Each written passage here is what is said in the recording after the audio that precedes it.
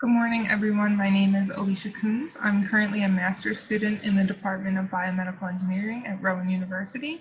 I'm currently working under Dr. Vince Beachley, researching the effects of Genipin cross-linking on the mechanical and cellular properties of decellularized bovine tendon hydrogels.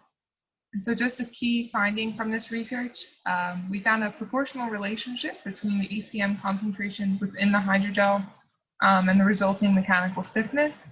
We also found a positive relationship between increasing the Genipin crosslinker concentration and the mechanical stiffness. And then finally, the effects of Genipin concentration on cell viability were found to be minimal in both 2D and 3D hydrogels in all conditions by day 7. So to get into the research a little bit more, we first started by developing these hydrogels derived from bovine tendon. We made these hydrogels at 3, 6, and 8 mg per mil. And for the cross-linking purposes, we only utilized 8 mg per mil hydrogels just because they were least likely to fall apart during handling. So in the bottom in figure 2, we can see the actual process of creating the hydrogels, where we start with a piece of decellularized tendon and end with our final Genipin cross-link ECM gel.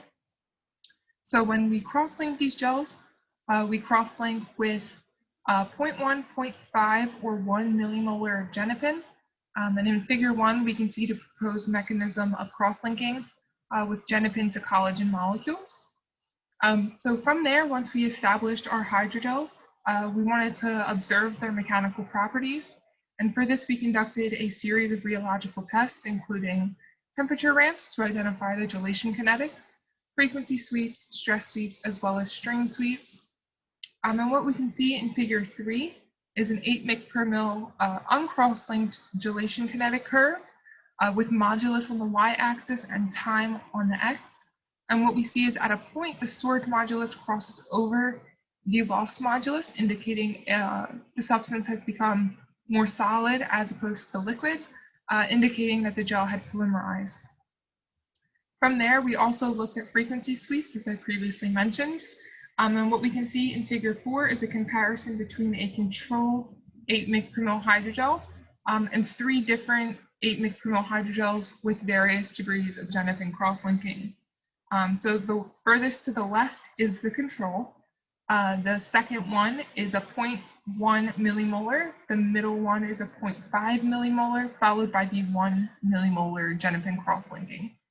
And what we found was a significant difference in their storage modulus between the groups, which indicates that Genipin cross-linking does have an effect on the stiffness of these gels. Following that, we looked at the cell viability because we wanted to see the effects of Genipin cross-linking on cells and how they would react. So to do this, we utilized a 2D and 3D environment with mesenchymal stem cells. And what we found was that over a series of 7 days in both 2D and 3D, the cells did really well and they made above 65% viability for both 2D and 3D, which indicates that Genipin isn't really causing much harm to the cells and the cells are able to survive over the course of the 7 days. So following this research, there's a couple things we definitely need to follow up on. Some future work include degradation studies of the hydrogel to see how Genipin affects the rate of degradation. We're hypothesizing that the Genipin will actually resist degradation as opposed to the control.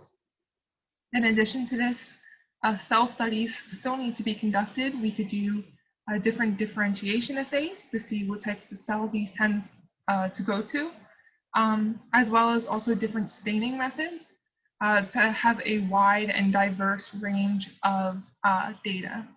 So I just want to thank you for listening to this talk real quick.